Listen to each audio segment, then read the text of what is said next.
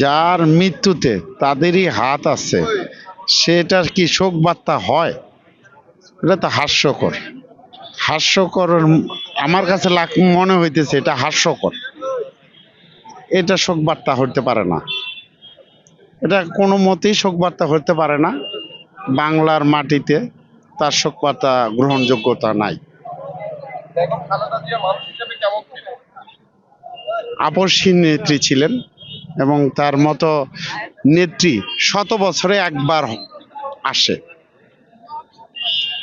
ইনশাল্লাহ আমরা কবে আবার এরকম একটা নেত্রী পাই আমরা জানি না।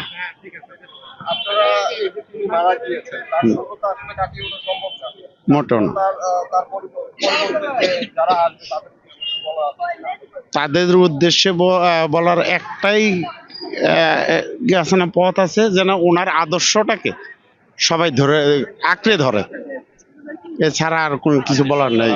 ওনার আদর্শটাকে যেন ধরে রাখে, যেমন ওনার মতো দেশ পরিচালনা করে, ওনার ছেলে যেন দেশ পরিচালনাটা করে, তারেক রহমান সাহেব যেন আমাদেরকে ওনার মায়ের মতো করে আগলে রাখে, এইটুকুনি বলার আছে।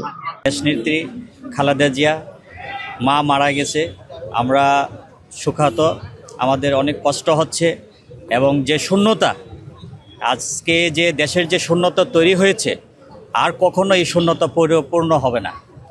এখন আমাদের সবার কাছে দোয়া, দেশনেত্রী যেন আল্লাহ তাআলা দেশনেত্রী খালেদা জিয়াকে যেন জান্নাত ফেরদৌস করুক, আমরা দোয়া করি এবং দেশের জনগণের কাছে সেই দোয়াই চাই। আমাদের মায়ের জন্য সবাই যেন দোয়া করুক, সেটি আমরা চাই। আর যে অসুস্থ যে স্বৈরাচার শেখ হাসিনা যে দীর্ঘদিন যে অত্যাচার করছে আমাদের মার উপরে, সেটাই আমরা বিচার চাই সরকারের কাছে। যে নির্যাতন করছে এই নির্যাতনের সঠিক আমরা বিচার চাই।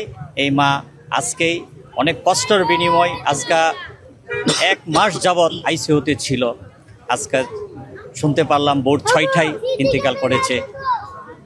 ওই জন্যে দেশবাসীর কাছে আমরা দোয়া চাই। আর এই মুহূর্তে আমাদের আসলে কোনো ভাষা নাই, আমরা কি বলবো।